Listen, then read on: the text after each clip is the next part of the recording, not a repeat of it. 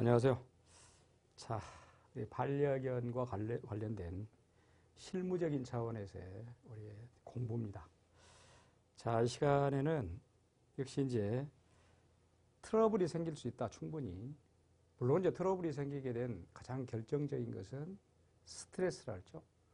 또 스트레스에서도 가장 중요한 원인 중에 하나가 운동 부족이다라고 했습니다. 자, 우리가 이제 이 시간에 또 이런 공부할 것은 미리 트러블 해결에 앞서서 트러블 예방 차원이다 그럴까? 자, 그런 식으로 자, 반려견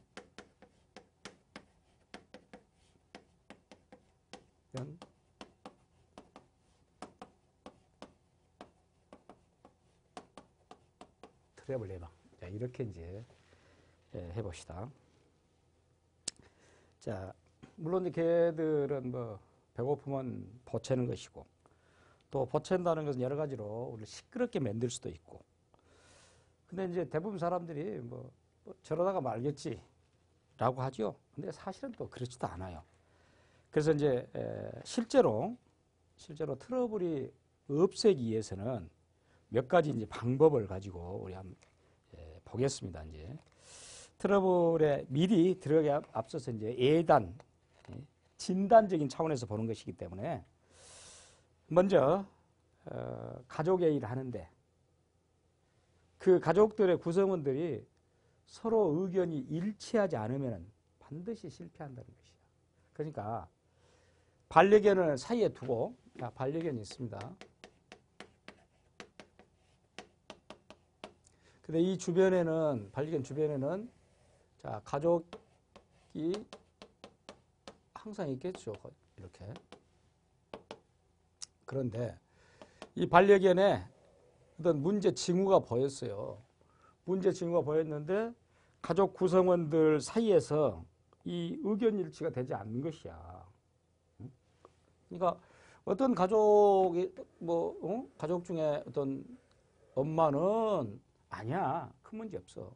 또 아빠는 안 돼. 이거 문제 있어. 고쳐야 돼. 또 누구는 어쩌고. 또 누구는 어쩌고. 자, 이렇게 될 때는 사실은 트러블을 고치기가 힘들다는 거지. 그러니까 어떤 사람은 그거 참을만 하잖아. 또 한편 어떤 사람은 아니야. 이거 안 되겠어. 차제에 고쳐야 되겠어. 그렇게 해서는 안 된다는 것이지. 또 늘상 이제 우리 이런 말 하죠. 사실 그것도 맞지는 않습니다만은 미친 개는 몽둥이로 패야 된다. 그런 얘기를 합니다, 사실은. 그런데 특히 이제 트러블에서 가장 결정적인 것은 이제 가족들이 그 반려견에 대해서 가장 1등적으로 가장 첫 번째로 고쳐야 된다라는 것은 무는 개입니다.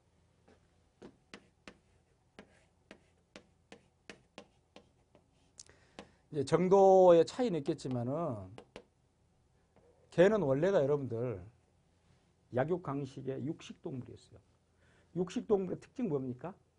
날카롭고 강한 이를 가지고 있습니다. 그러다 보니까 그 원래 야성은 물게 돼 있어요. 그런데 그런 개의 특성을 가지고 있는 개를 반려견으로 키운다는 것. 근데 문제는 이런 무는 개를 어떻게 할 것이냐. 그러면 반드시 때려서만 고칠 것이냐. 또 그것도 문제겠죠.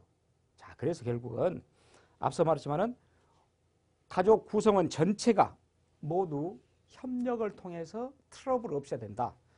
그 중에서도 한 사람만 만약에 방법을 달리하면은 그건 트러블이 아니다. 라고 말할 정도입니다. 일단 반려견의 가족 전체 의견이 합의가 필요하다는 것. 그 다음에 제가 말했죠. 이 트러블 중에서 가장 문제는 무는 개다. 이 무는 개를 그러면 어떻게 할까? 이 트러블을 미리 없애기 위해서 어떻게 할 것이냐. 여러 가지 있죠. 가장 대표적인 것은 개의 목에다 줄을 들고 메어둔다는 것인데, 근데 사실은 반려견 자체에 어떤 목줄하고 메어둔다. 상당히 이제 반려견으로서의 의미가 반감되죠. 그렇게 되면은. 그럼에도 불구하고. 이 사람을 문다는 그런 측면에서는 목에 줄을 묶어 놓은 것도 굉장히 좋은 방법입니다. 혹은 또 아예 입 자체에다가 부리망,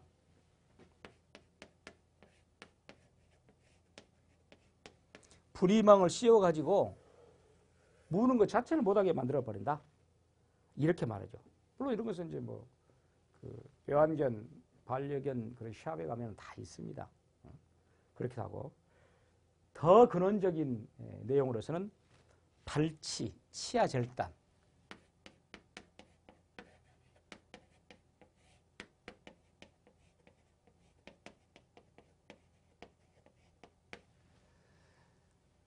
발치는 이를 뺀 겁니다. 이빨을 뺀 것이고, 치아 절단은 날카로운 송곳니 같은 경우를 잘라서 문드러지게 하는 것입니다.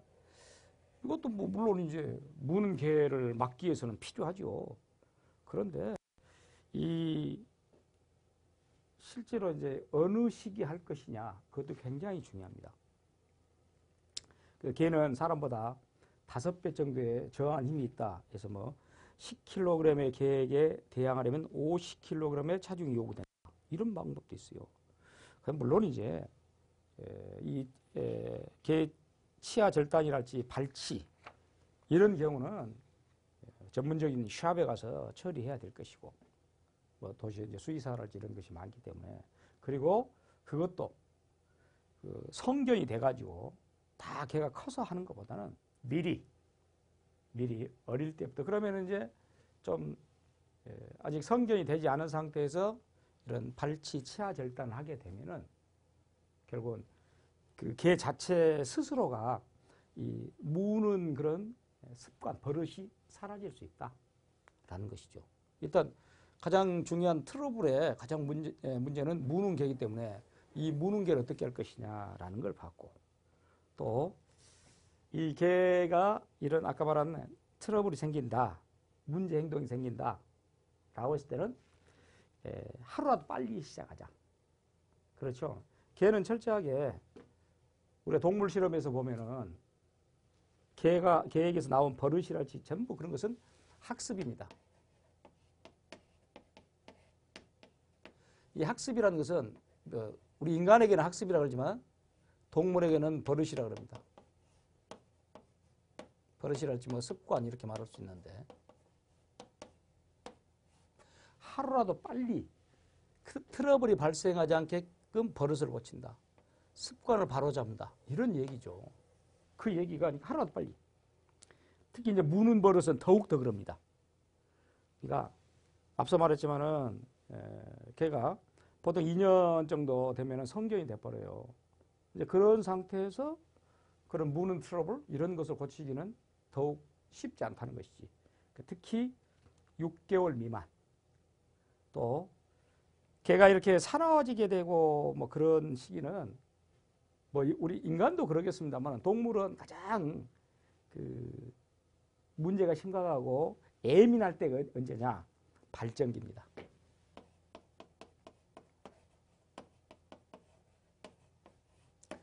자, 동물은 발정기가 있다는 것이 우리 인간하고 좀 다르죠. 발정기가. 자, 발정기가 있다는 것은 어떤 주기적으로 발정을 한다. 그러니까 이것은 이제 그 다음 자기의 종족 보존에서 수태를 하고 거기에 맞게끔 또 수컷이 찾아가고 이런 게 발정기 아닙니까? 뭐 우리 인간이야말로 우리 인간은 발정기가 뭐 있는 것은 아니니까. 그러니까 이런 발정기가 가까워지면 훨씬 더 사나워진다는 것이야. 이런 것들이. 그러니까 하루라도 빨리 특히 무는 트러블 이걸 고쳐야 된다라고 하고, 그리고 이런 이제 트러블이라는 것은 장기간 트러블을 해결할 수 있는 기간을 두면 안 된다. 가능하다면 단기간 짧게 하자. 이 트러블을 해결할 수 있는 기간은 기본적으로 3개월 이내에 끝내자. 해결할 수 있는 기간. 그 말은 길면 길수록 이런 트러블을 없애는 데는 더욱더 어렵다는 것이죠. 그것이. 만약에 또 그 개가 이런 반려견이 정말 위험한 징후가 보이더라. 그러면은 우리 스스로가 주인된 입장에서 고치려고 하지 말고 어떻게 해야 될까요? 물론 뭐 유전적인 요인이나 어떤 치유 불가능한 그런 정신적인 뭐 충격에 의해서도 충분히 그럴 수 있습니다. 그럴 때는 가장 중요한 것은 이런 아까 말한 반려견이 공격성을 보인다든지 이런 경우는 발정기가 아닐지라도 그런 경우가 있는데 그럴 때는 가장 중요한 것은 전문 수의사에게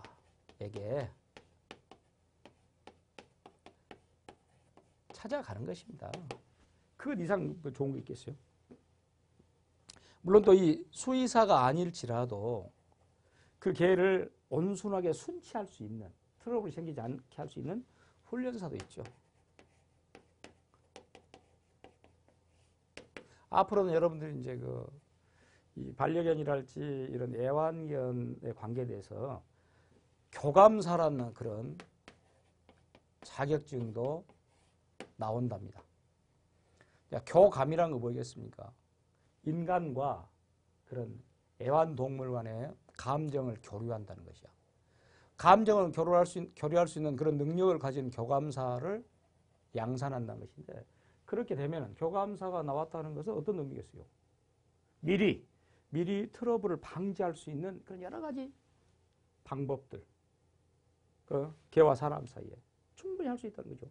그런 경우 아까 말했지만 트러블이 생기게 되면은 안 되니까 앞서 말한 전문 수의사나 훈련사도 있습니다. 뭐 이런 교감사랄지 이런 자격증이 만들어져서 교감사와 더불어서 미리 징후를 찾아서 미리 한다면은 더 쉽게 고치겠죠. 자, 그렇다면 이제 여러 가지 방법들 다 동원해 보고 내용을 봤습니다만은 실제로 여러분들 트러블 고치는 방법들이 있는데 물론 많은 방법들이 있습니다. 방법들이 있는데 가장 이제 대표적인 방법들 이 몇 가지를 살펴보자면은 또 거기에 따른 문제점도 있어요. 그래서 그런 것들을 한번 보겠습니다. 먼저 상벌이라 그러는데 원래 이제 이 동물은 우리 심리학적인 측면에서 접근해 보자면 동물에게는 철저하게 행동주의 심리학이 맞습니다.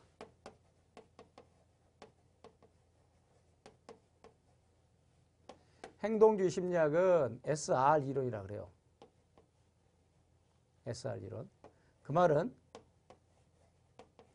어떤 유기체에게, 물론 여기서 말한 유기체라는 것은 이제 반려견이겠지만은 그 유기체에게 자극을 줘서 그 자극에서 반응을 일어나도록 그러면 조건 자극에서 조건 반응이 일어나도록 파블로프가 개의 타액 실험을 했듯이 그렇게 하는 것. 이것이 이제 대표적인 행동주의 이론입니다. 거기에 가장 대표적인 이 자극제는 상과 벌입니다. 그러니까 만약에 개가 뭐 자꾸 이제 신발을 무른다든지 또는 실제로 사람을 묻는다든지 그러면 어떻게 하면 되겠습니까? 그러면 개를 뭐 입을 때린다든지 이렇게 할 수도 있잖아요. 그런데 문제는 앞서도 말했지만은 이 칭찬, 상이 더 좋은 것입니다. 물론 벌도 줘야 됩니다. 근데 우선적으로 칭찬이 좋은 것인데 그런데 잘못된 행동을 했을 때 칭찬할 수는 없는 거잖아요. 잘못된 행동, 트러블이 나올 정도의 잘못된 행동을 했을 때는 어떻게 합니까? 벌을 줘야 되겠지. 그래서 바로 이제 이 상과 벌이 적절히 활용돼야 된다. 그런 내용입니다. 그리고 이제 그렇게 벌을 줄 때 개가 벌과 행위를 연관지어 생각하고 있는가? 다시 말하면은 개가 잘못했을 때 잘못된 행위에 벌을 준다라는 걸 인식시켜야지. 그냥 버릇을 고치겠다라고 해서 그다지 잘못한 행위도 하지 않았는데도 불구하고 벌을 준다. 그러면 그 연관이 안 된 것이야. 이게 반드시 언제 해야 된다고 말이야. 잘못된 행위가 나왔을 때. 말 그대로 이제 무는 행위랄지 이런 트러블이 생기려고 할 때 그렇게 하는 그런 것이 바로 이제 이 행동주의 심리학에서 들고 나온 것이고 철저하게 또 이런 동물을 상대로 했을 때는 아주 그게 적용된다. 벌은 올바른 행위를 가르칠 수 없다. 올바른 행위를 가르친 게 아니라 벌은 무슨 말이냐. 잘못된 행위를 제거시키는 것이에요. 올바른 행위는 칭찬이 중요한 것이야. 다시 말하면 개가 정말로 이쁜 짓을 하는 것이야. 그 이쁜 짓을 할 때는 무엇을 해라? 칭찬한 것이에요. 근데 벌을 가지고 벌 자체를 가지고 올바른 행위, 벌은 단지 벌은 잘못된 행위, 잘못된 행위를 제거시킨다. 벌은 잘못된 행위를 제거시킨다는 것이지 그로 말미암아 좋은 행위가 나온다는 건 아니에요. 그럼 결론적으로 좋은 행위가 나오기 위해서는 뭘 해라? 칭찬을 해야 되는 것이에요. 역시 그것도 바로 이제 행동주의 심리학에 근거한 것이고, 그리고 또 실제 이제 이런 벌을 줄 때는 어떻게 이런 것이 있어요. 자, 똑같은 트러블 행위를 했습니다. 무는 행위를 했다 합시다. 무는 행위를 했는데, 자, 무는 행위를 한 날이 2일도 있고 5일도 있고 7일도 있고 10일도 있다 그럽시다. 무는 행위를. 분명히 잘못된 행위입니다. 트러블 될 수 있는 분명히인데, 근데 문제는 2일 날 무는 행위할 때 벌을 줬어요. 벌을. 근데 5일 날은 주지 않았습니다. 7일 날은 줬습니다. 또 벌을. 또 10일 날은 주지 않았어요. 이건 안 맞아요. 그 말은 무슨 말이냐면은 그 잘못된 행위를 할 때 매 순간 벌을 줘야 됩니다. 그래야 효과가 있는 것이야. 주다 안 주다 그러면은 조건 형성이 안 되는 거죠. 이건 비단 동물에게뿐만 아니라 사람도 그래요.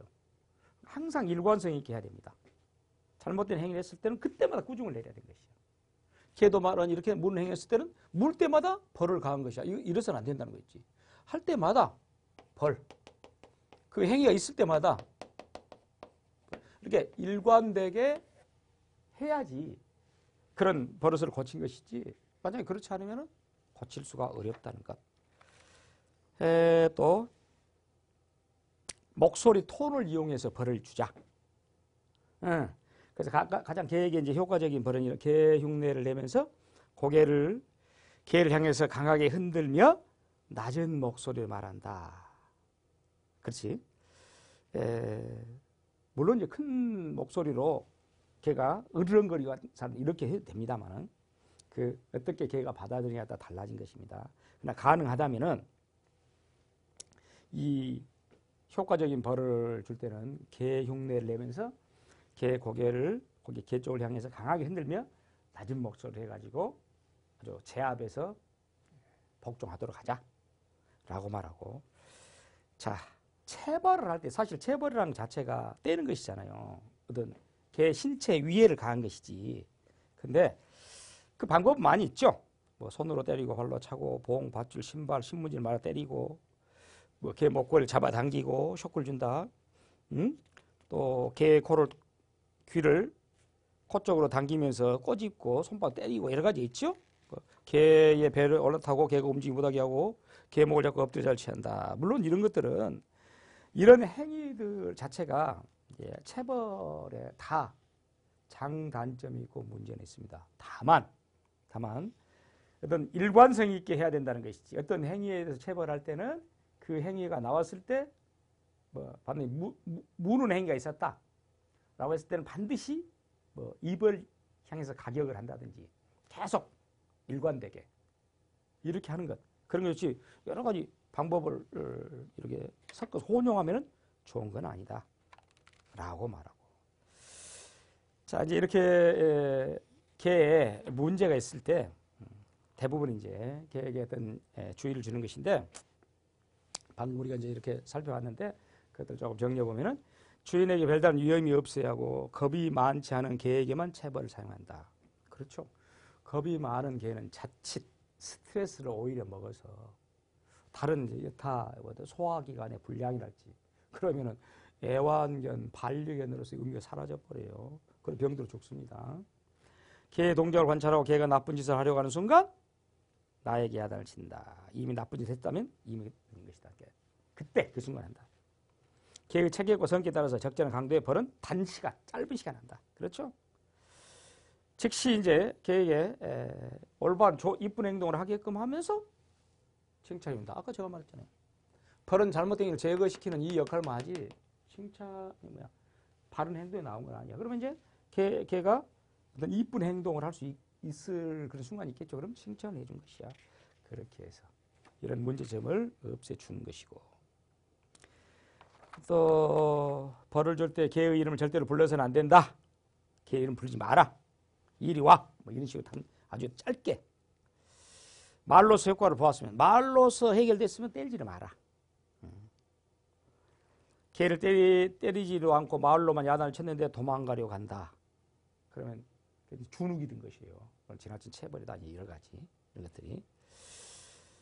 개에 따라서는 야단 맞은 것이 아무렇지도 않느냐, 그냥 넘어가는 것보다 낫다고 생각하는 경우도 있는 것에 주의하고, 이런 내용들입니다. 만약 개가 이제 이런 내용도 있죠. 주인이 범인이라는 것을 알아차리지 못하는 천벌을 받게 하는 테크닉. 참 이것도 이제 뭐 어려운 그런 내용입니다만은, 개는 굉장히 영리하다.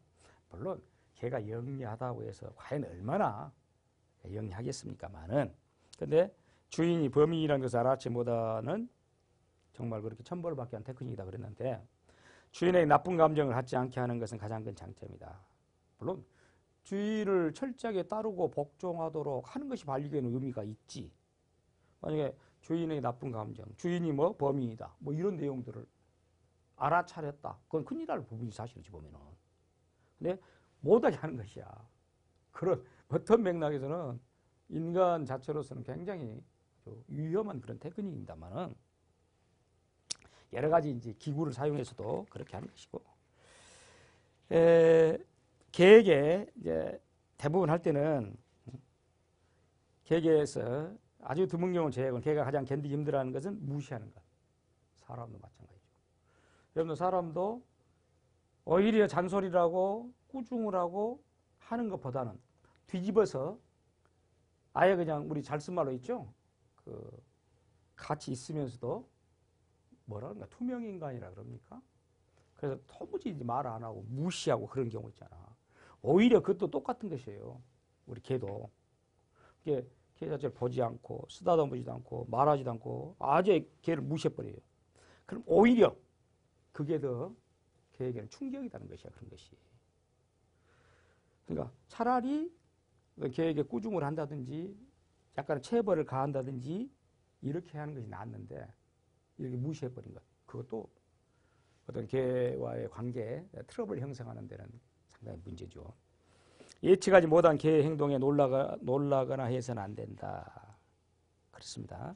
무시를 당한 개가 놀라서 어떻게든 주인의 관심을 끌려고 갖가지 것을 생각해낸다. 그렇게 한다 그 말이야.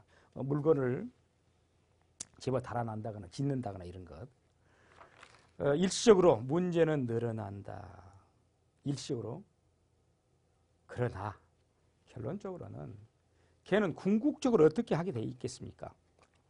결국은 최후 순간 아무리 개가 뭐 아까 말한 대로 뭐 발전기에 여러 가지 예민한 자극으로서 대항한다 손치더라도 결국 개는 항복할 수밖에 없습니다.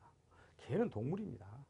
그런 맥락을 가지고 살펴보는 것이고, 자, 오늘 지금까지 이제 아까 말한 대로 그런 벌을 많이 사용했는데, 이제는 칭찬을 이용하는 것. 물론 개에게서 가장 좋은 칭찬은 뭐겠습니까? 칭찬상.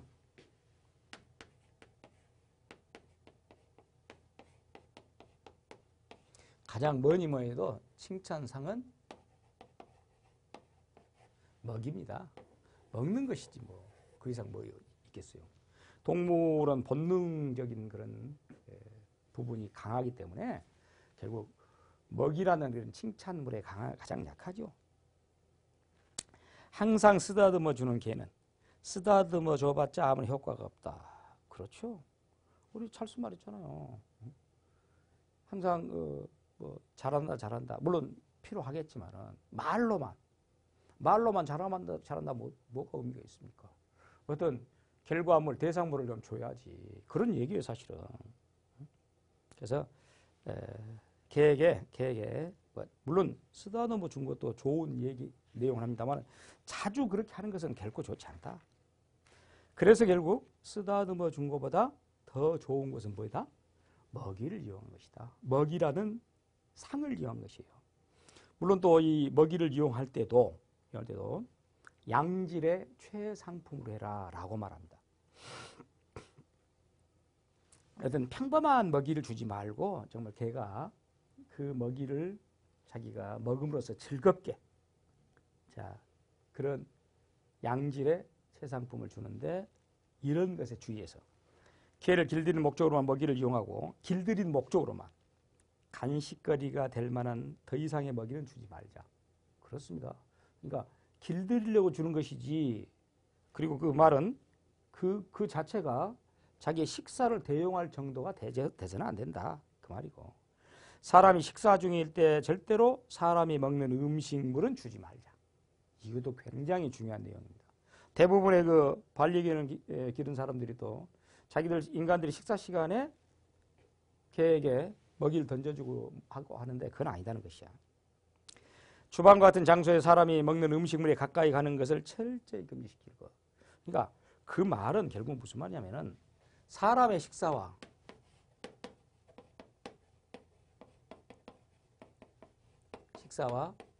개의 먹이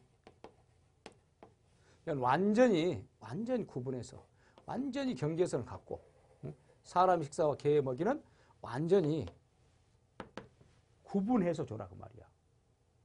그것도 이 먹이를 이용했을 때 개를 칭찬하는 방법이 굉장히 중요한 얘기입니다. 물론 이제 먹이가 최상의 방법입니다. 그런데 특히 이제 이 반려견이랄지 이런 부분에 있어서도 무엇도 굉장히 중요하냐면은 장난감도 중요합니다. 플라잉 디스크라는 거 있죠?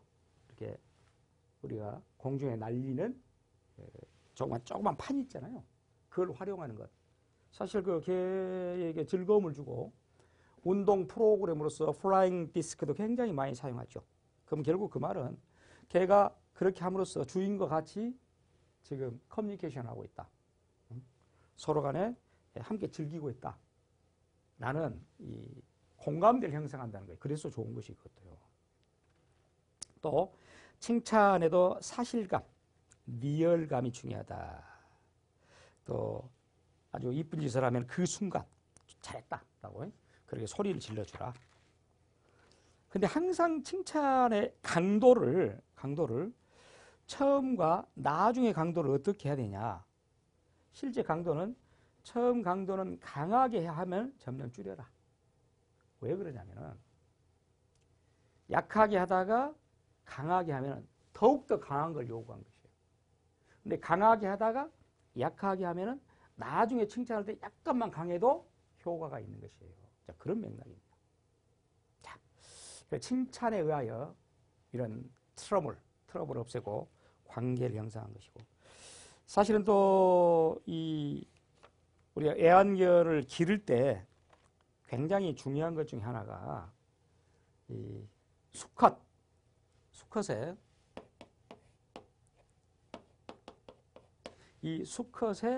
거세화, 거세. 암컷의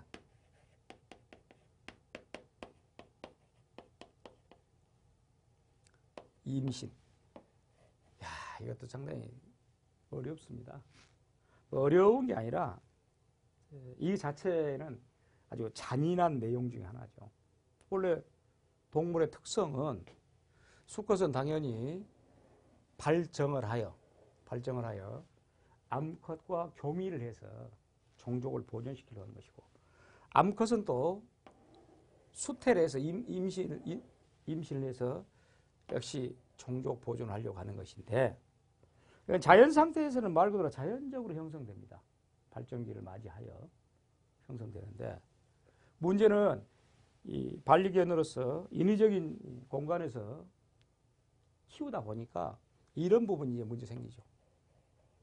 그러니까 실제 수컷의 거세가 이루어지지 않으면, 중성화가 안 되면은 이 암컷과 같이 기르는 데 있어서 굉장히 문제를 야기하고, 또 암컷 자체가 잦은 임신이랄지 이런 부분에서도 문제가 생길 수 있기 때문에 수컷의 거세, 거세를 하게 되면은 우리가 이제 말 그대로 이제 불화를 제거시킨 거잖아요. 거세를 하게 되면은 공격 성향이 굉장히 줄어듭니다. 말 그대로 중성화된다라는 것이야. 그러면 우리가 반려견으로서 공격적이고 물고 그러면 그것도 트러블이잖아요. 근데 이렇게 해서 싸움을 줄일 수 있는 방법, 그렇죠? 그러니까 뭐 주인에 대한 공격보다도 또 여러 가지 측면에서 이 중성화시켜서 거세화시켜서 공격 본능을 좀 자제시키고, 이제 암컷은 말 그대로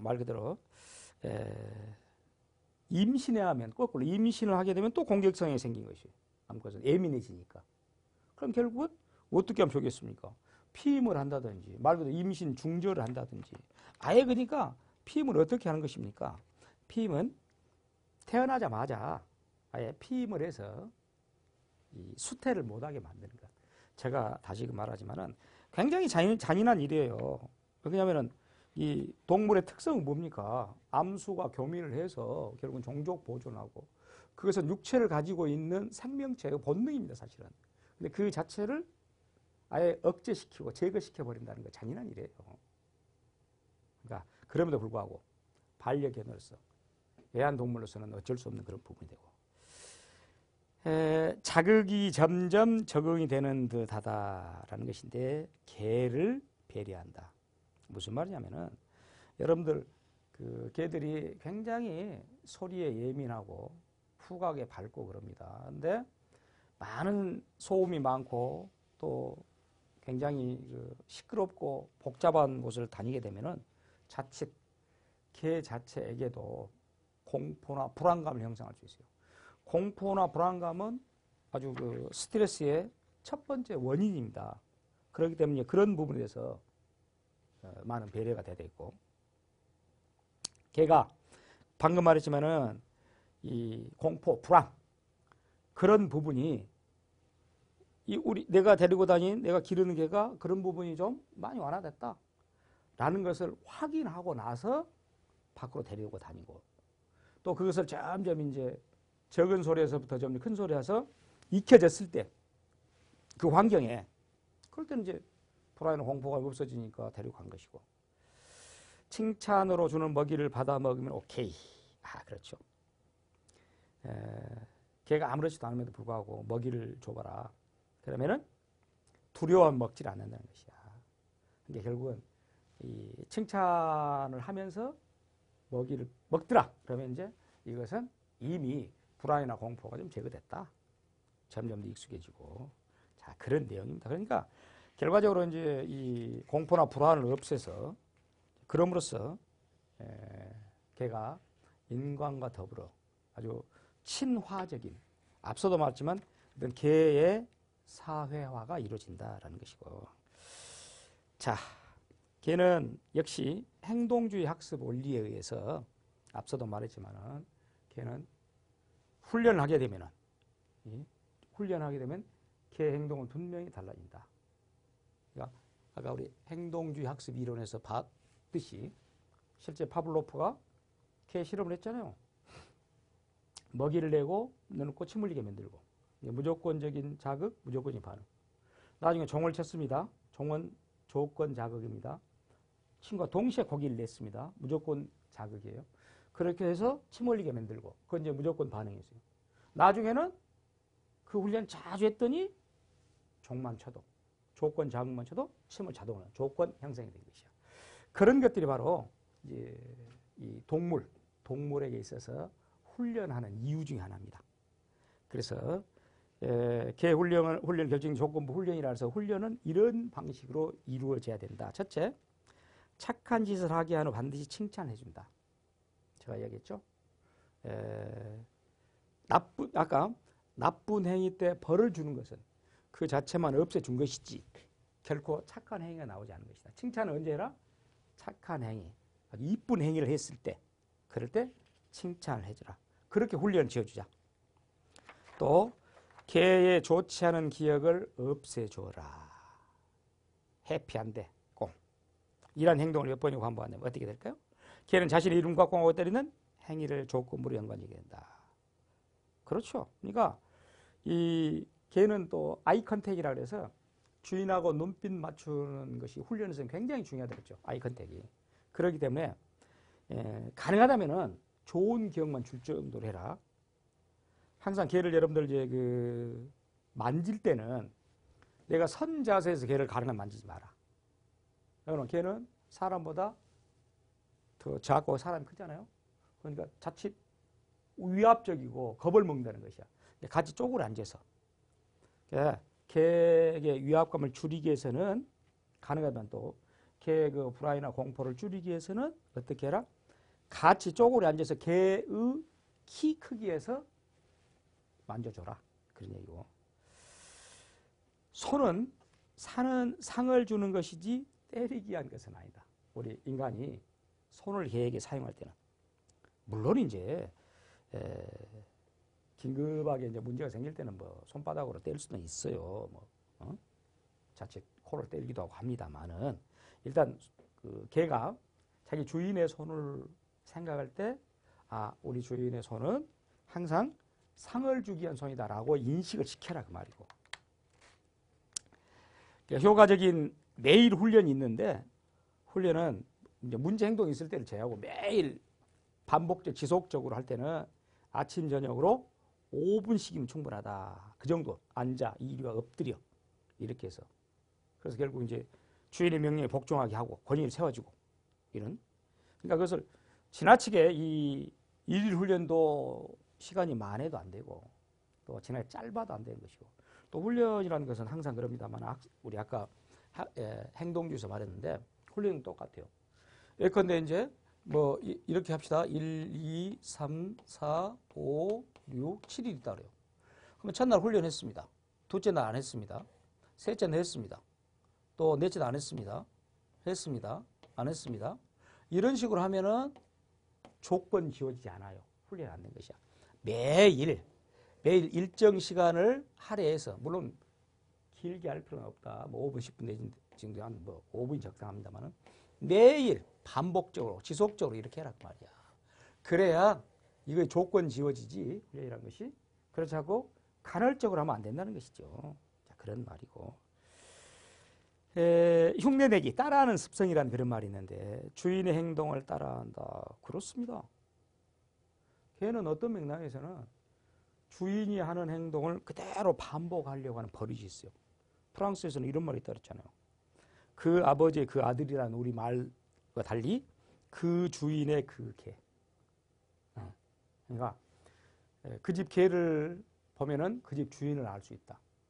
우리는 뭐 자꾸 뭐 그 집 엄마를 보면 그 집 따라할 수 있다는데 사실 이제 개를 주인의 행동을 따라한다는 그런 맥락에서 그런 얘기 있고 또 역시 개는 개끼리 서로 다른 개를 따라한다. 그러니까 역시 그 말은 이제 같이 나쁜 버릇이 있는 개를 같이 두면 안 되겠죠? 그런 맥락입니다. 자, 개에 있어서는 또 복종 훈련이라는 게 복종. 말 그대로 개가 확실하게 주인의 권위에 제압당해서 주인 시킨 대로 할 수 있게끔 하자 그 말이겠지. 모든 문제 행동 교정에서 꼭 필요하다. 그렇습니다. 개의 잘못된 행동, 그 잘못된 행동을 고치기 위해서는 철저하게 개가 주인에게 복종할 수 있는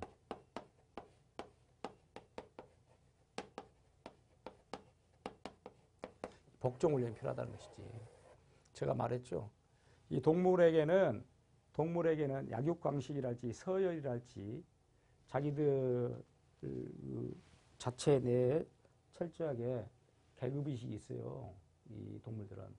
자, 그런 맥락에서 주인이 항상 자기보다 위다.